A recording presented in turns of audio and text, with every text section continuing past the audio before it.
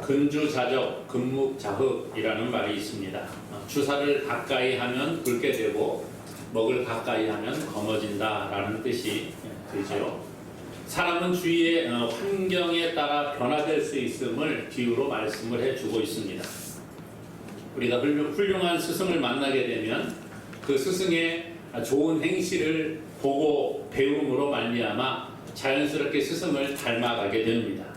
하지만 나쁜 무리들과 어울리게 되면 그 나쁜 사람들의 행동을 보고 또 우리가 들으면서 그릇된 삶을 살아가게 되는 것을 볼 수가 있지요. 이것을 일깨워주는 고사성어가 바로 근주자적, 근묵자흑이라 이렇게 말할 수 있습니다. 또 우리가 잘 아는 말 가운데 맹모삼천지교라는 말이 있습니다. 맹자의 어머니가 집을 3번 이사한 것을 가르치고 있는 그런 말이지요. 맹자가 어렸을 때에 아버지를 잃고 어머니와 이제 맹자가 살아갑니다. 어머니가 이사를 하게 되는데 처음에 살던 곳이 공동묘지 근처였다는 거예요. 그랬더니 맹자가 날마다 보는 것이 곡하는 것만 보고 곡하는 것을 배웁니다. 아이고 아이고 하면서 맨날 곡하는 흉내를 내면서 맹자가 자라났다는 거예요. 그래서 어머니가 이걸 보니까 안 되겠구나 싶어서 이사를 합니다. 이사를 했는데 이번에는 시장 근처로 이사를 한 거예요. 그랬더니 이제 시장에 갔더니 맹자가 날마다 보는 게 사람들 물건을 사고 팔고 야 골라 그리고 맨날 그런 것만 보는 겁니다. 그래서 집에 와가지고 놀 때에도 맨날 골라 이거 사세요 세일합니다 뭐 이러면서 맨날 그렇게 하니까 야 여기도 안 되겠구나 싶어서 이제는 3번째로 이사를 한 곳이 어디예요? 서당 근처에 이사를 했다는 거예요. 그랬더니 이제 맹자가 나가서 이 서당 근처에서 맨날 보고 배운 대로 이 예법 놀이를 하더라는 거예요. 그래서 여기가 우리가 살 곳이구나 생각을 하고 서당 근처에서 이제 살게 됩니다. 그래서 나중에 이 맹자가 훌륭한 육아에 뛰어난 학자가 되었다라는 말이 있습니다. 교회 다니는 성도들도 마찬가지인 것 같아요. 열심히 기도하고 이것을 좋아하는 사람들은 기도하는 사람들끼리 이렇게 모입니다. 그래서 기도하는 사람들끼리 서로 연락하고 집사님, 권사님 우리 몇 시에 우리 교회에서 만나서 기도합시다. 기도하는 사람들끼리 모여요. 찬양을 좋아하는 사람은 찬양 좋아하는 사람끼리 모입니다. 아이고 우리 집사님 우리 같이 모여서 우리 이런 찬양 좀 해갖고 우리 다음에 교회에서 특송합시다. 이러면서 그냥 찬양을 배우고 자기들끼리 이렇게 연습을 하고 이런 것들을 볼 수가 있습니다. 그런데 또 놀기를 좋아하는 사람은 놀기 좋아하는 사람끼리 이렇게 모이는 거예요. 오늘 사람이라는 게 그렇다는 거예요. 누구를 가까이 하느냐에 따라서 삶의 행동이 변화되는 것을 볼 수가 있습니다. 오늘 우리가 하나님을 가까이 하게 되면 하나님의 성품을 닮아가게 되는 것입니다. 하나님을 가까이 하면 하나님을 닮아가는데 하나님을 멀리하고 세상을 가까이 한다. 그러면 우리의 삶은 어떻게 돼요? 세상을 닮아가는 그런 삶을 살아가게 되는 것입니다. 성경은 우리에게 말씀합니다. 하나님을 가까이 하라 그렇게 말해주고 있어요. 왜 하나님을 가까이 하라고 그렇게 강하게 권면을 하고 있습니까? 마귀를 가까이 하는 것보다 하나님을 가까이 하는 것이 진정으로 바른 신앙생활이요 우리가 복을 받는 비결이기 때문이라는 것입니다. 아삽은 시편 73편 28절에서 이렇게 말합니다. 하나님께 가까이 함이 내게 복이라. 내가 주 여호와를 나의 피난처로 삼아 주의 모든 행적을 전파하리이다. 내가 여호와를 가까이 하면 내게 복이라. 여호와를 가까이 하는 게 복이라는 것을 깨달았다는 거예요. 그리고 그것을 고백을 합니다. 내가 주를 나의 피난처로 삼았습니다. 내가 어려울 때에 내가 피할 곳이 바로 주 여호와의 품이라는 거예요. 하나님을 가까이 하니까 하나님이 도와주시고 나를 품어주시고 그래서 하나님이 나에게 복을 베풀어 주시더라. 그렇게 말해주고 있습니다. 하나님을 가까이 한다. 이 성경에서 말하고 있는 가까이 하다 이 말은 쥐어짜다 또는 압축하다 이런 의미를 가지고 있습니다.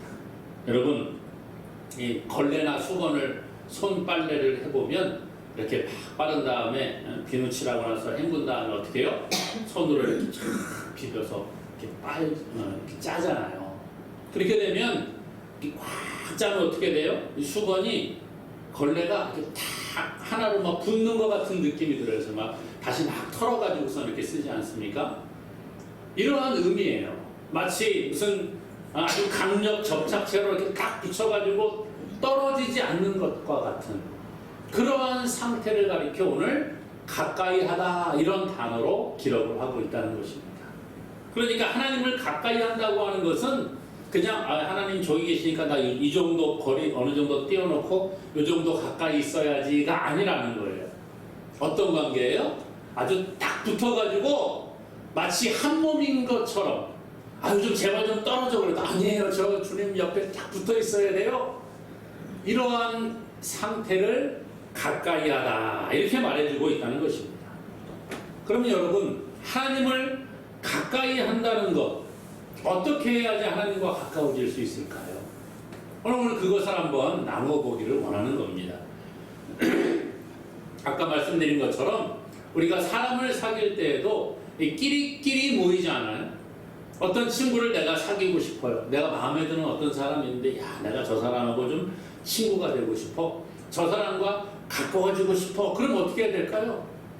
이 사람이 무엇을 좋아하는지 먼저 파악을 합니다.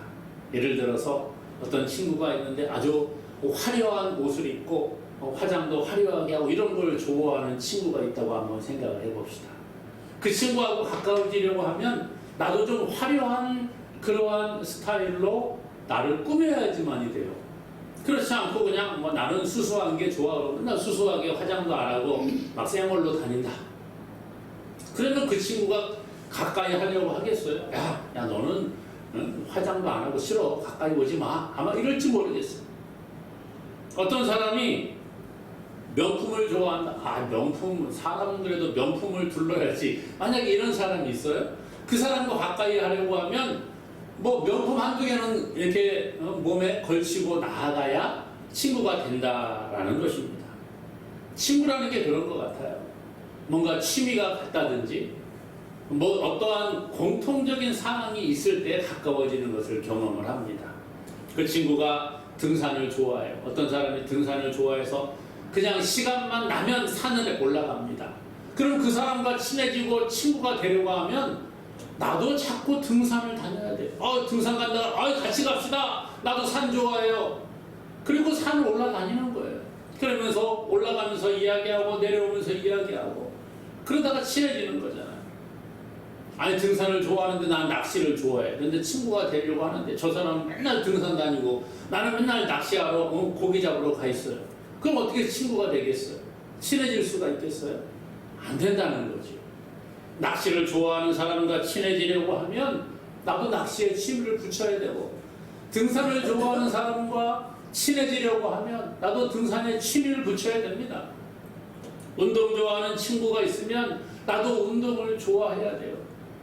그래서 같이 이렇게 어울려 다니면서 점점 친해지는 겁니다.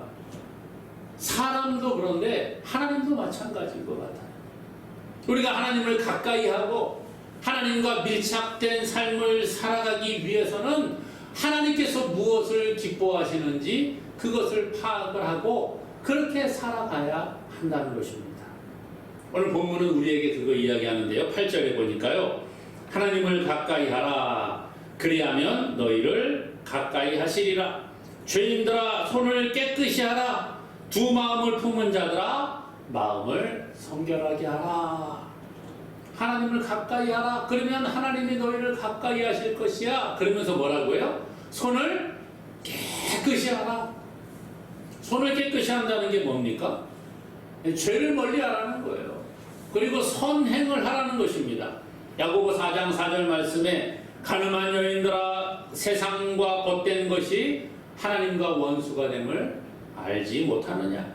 그런즉 누구든지 세상과 벗이 되고자 하는 자는 스스로 하나님과 원수 되는 것이니라 그랬습니다. 세상과 벗이 된다고 하는 것은 하나님과 멀어진다는 의미입니다. 하나님과 가까이 한다는 것은 하나님이 기뻐하시는 일을 행한다는 거예요. 오늘 우리가 세상 가운데 있으면 하나님을 가까이 하기 어렵습니다. 세상에서 날마다 죄를 지으며 살아가고 하나님이 미워하시는 죄악 가운데 빠져 있다. 이것은 하나님을 가까이 하는 행동이 아니라는 거예요. 세상과 벗이 되면 하나님과 원수가 된다. 그렇게 말해주고 있습니다. 그러므로 오늘 하나님을 가까이 해야 되는데 말씀은 우리에게 말하기를 하나님을 가까이 하는 자는 손을 깨끗하게 하라. 그렇게 말했어요. 친구가 되려면 그 친구가 좋아하는 것을 하듯이 하나님과 가까이 하기 위해서는 손을 깨끗하게 하는, 그래서 하나님이 기뻐하시는 행동을 우리가 살아가야 한다는 겁니다. 하나님께서는요, 구약의 이스라엘 백성들에게 명령하십니다. 계명을 주시는데 너희들 항상 손을 잘 씻어야 돼. 이렇게 말씀하셨어요. 손을 씻어라. 그래서 이스라엘 백성들은 성전에 들어갈 때 손을 씻고 들어갑니다. 성전 그 성막 앞에 보면 이 물두멍이라는 것이 있어요. 손을 씻는 그런 곳이 있습니다. 손을 씻고 들어가야 돼요. 밥을 먹을 때 손을 씻고 밥을 먹도록 했습니다. 물론 위생적인 부분도 있습니다만은 하나님께서는 이 손을 씻는 행위를 통해서 자기에게 묻어있는 더러운 먼지들, 죄악을 씻는다는 그런 의식적인 행위를 우리에게 말씀해주고 있다는 거예요.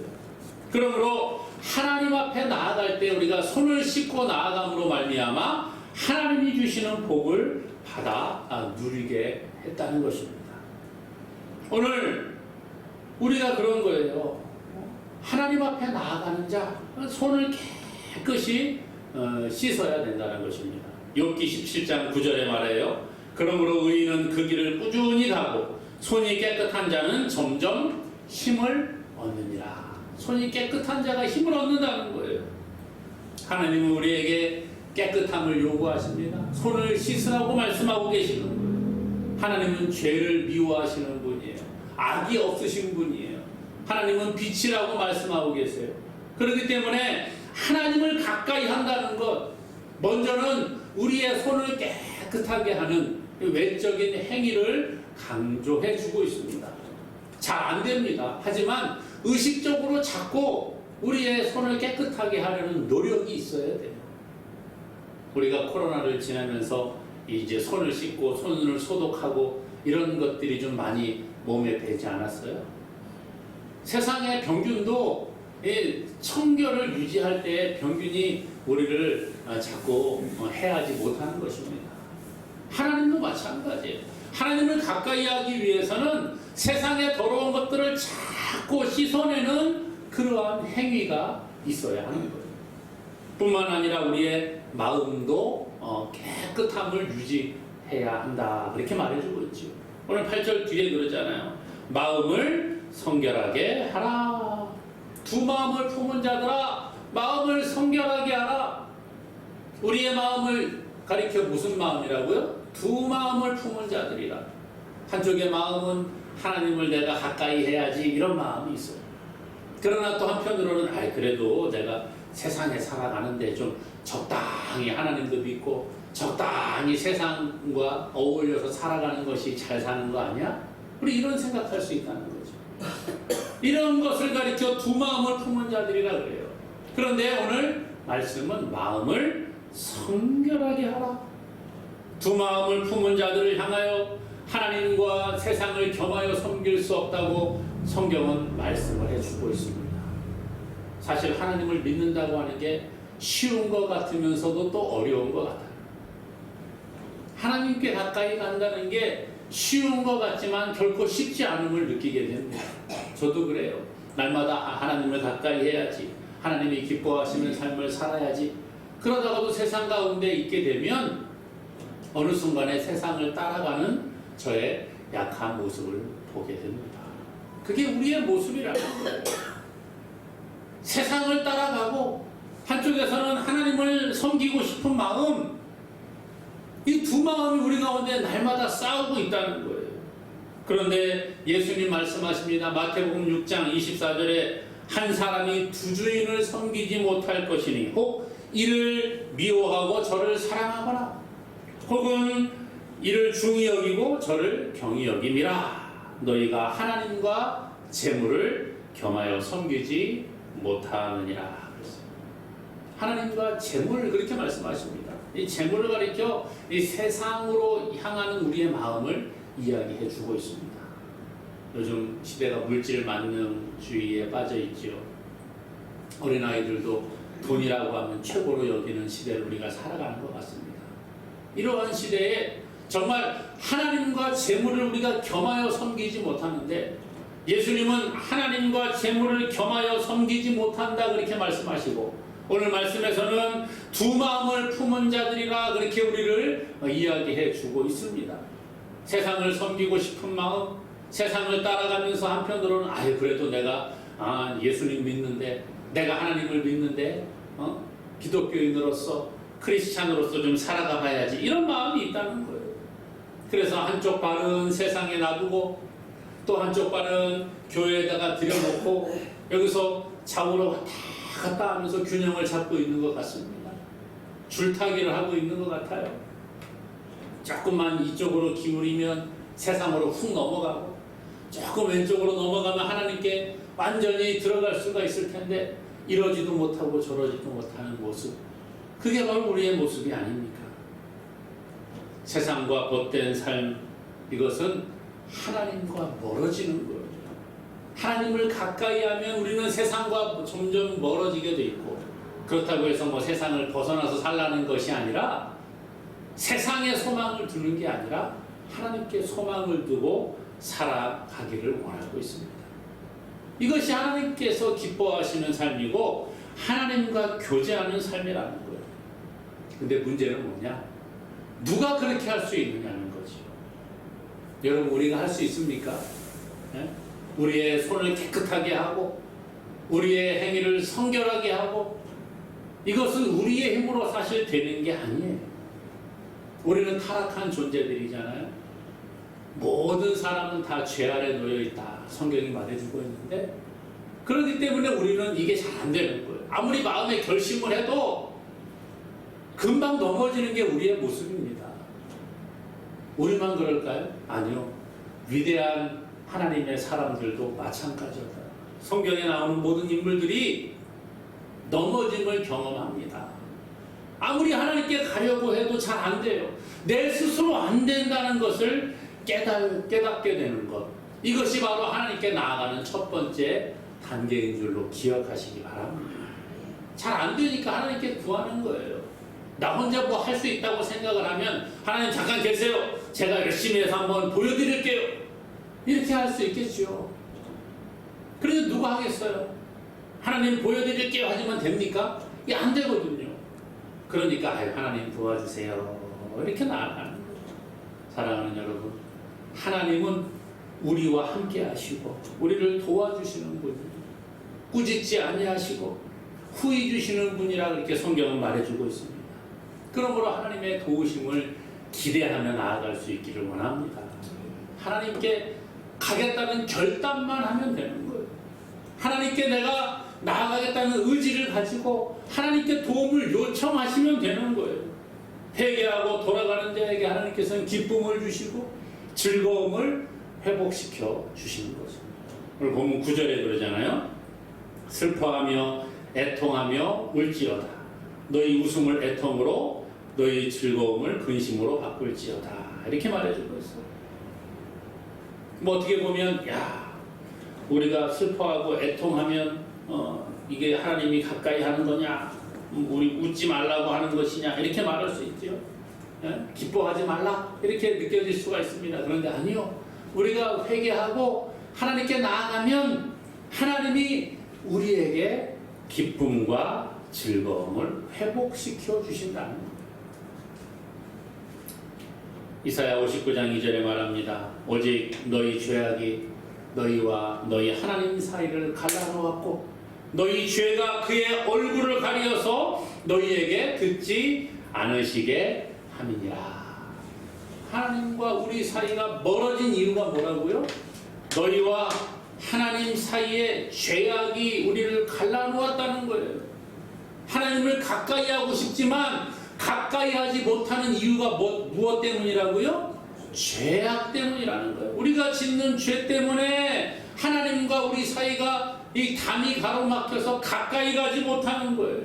이거 치우면 되는데 잘 안 치워진다는 거예요. 그래서 성경은 끊임없이 우리가 회개하고 하나님의 도우심을 구하라, 그렇게 말해주고 있습니다. 하나님은요, 우리에게 야박하게 대하시는 분이 아니에요. 우리가 회개하고 하나님의 도움을 구하면 언제든지 우리를 품어주시고 회복의 은혜를 주시는 줄로 믿습니다. 그러므로 하나님을 가까이 하기 위해서 우리의 손을 깨끗하게 할 수 있도록 노력할 수 있기를 원합니다. 우리의 마음을 성결하게 하기 위해서 우리의 죄를 회개하고 하나님께 나아가는 자가 되기를 원합니다. 그럴 때 하나님이 우리를 도와주시고 만나주시고 회복의 은혜를 주시는 줄로 믿습니다. 그래서 오늘 말씀해 보니까 너희가 낮추라는 거예요. 겸손해지라는 거예요. 하나님 앞에 우리가 교만할 필요가 없습니다.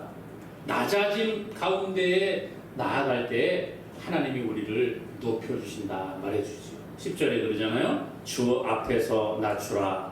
그리하면 주께서 너희를 높이시리라. 주 앞에서 낮추라. 이 낮춘다는 게 뭡니까, 여러분? 이 주 앞에서 낮춘다는 의미는 그냥 그냥 낮아지라 이 정도가 아니라는 거예요. 이 말은 과거에 왕이 이제 가마를 타고 이렇게 가잖아요. 그럼 가마에서 내릴 때 그냥 못 내리잖아요. 왕이 말을 타고 갈 때도 마찬가지예요. 말에서 내릴 때 그냥 훅 이렇게 내려도 되지만 어떻게 합니까? 영화나 이런 데를 보게 되면 그 시종을 두는 사람이 있어요. 시종이 가마 밑에 이렇게 무릎을 꿇고 이렇게 엎드립니다. 아니면 말 옆에다 이렇게 탁 엎드립니다. 그러면은 왕이 내릴 때 그 시종의 등을 탁 밟고 땅으로 내려오죠. 이게 낮춘다는 의미예요. 주 앞에서 낮추다 이 말은 우리가 그 주님의 발등상이 되는 거예요. 주님이 우리를 밟고 내려오실 수 있도록 그렇게 낮아진다라는 의미를 가지고 있습니다. 예수님께서는 마태복음 23장 12절에 말해요. 누구든지 자기를 높이는 자는 낮아지고 누구든지 자기를 낮추는 자는 높아지리라. 예수님 우리에게 낮추라고 말해주고 있습니다. 하나님을 가까이 하는 것, 하나님을 닮아간다고 하는 것은 하나님의 성품을 닮아가는 겁니다. 그 가운데 우리가 하나님 앞에 교만하는 것이 아니라 겸손한 마음으로 나아가는 것이 필요하다는 거죠. 하나님께서는 교만한 자를 물리치시고 겸손한 자에게 은혜를 베풀어 주시는 분입니다. 교만은 패망의 선봉이요 거만한 마음은 넘어짐의 앞잡이라. 잠언 16장 18절에 말씀합니다. 성경은 수많은 곳에서 우리에게 겸손을 요구하고 계시는 겁니다. 교만은 하나님을 대적하는 겁니다. 마귀 보십시오. 사탄이 왜 사탄이 되었어요? 하나님을 찬양하도록 지음받은 천사가 하나님처럼 되고자 하는 마음 때문에 타락하여 사탄이 된 거예요. 예수님께서는 말씀하십니다. 너희들 잔치집에 가게 되면 높은 자리에 앉으려고 하지 말고 저 끝자리에 가서 앉아라. 그렇게 말씀하십니다. 예수님이 그러면서 말씀하시는 거예요. 만약에 너희가 잔치집에 가는데 높은 자리에 앉아 있는데 주인이 와서 너보다 더 존귀한 자를 데리고 와서 어이 친구요 저 밑에 가서 좀 앉으시오. 이 사람이 더 귀하니까 여기 앉아야 되겠어. 이 사람 지정석입니다. 그러면 너가 일어나서 맨 끝자리로 가게 될 것이다. 그러니까 처음부터 가서 끝자리에 앉아 있으면 그 주인이 와서 보고 아이고 당신이 여기 앉아 있으니까 좀 앞으로 오세요. 앞으로 오세요. 그래서 귀한 높은 자리에 앉게 해준다는 거예요. 오늘 우리가 하나님 앞에 나아갈 때에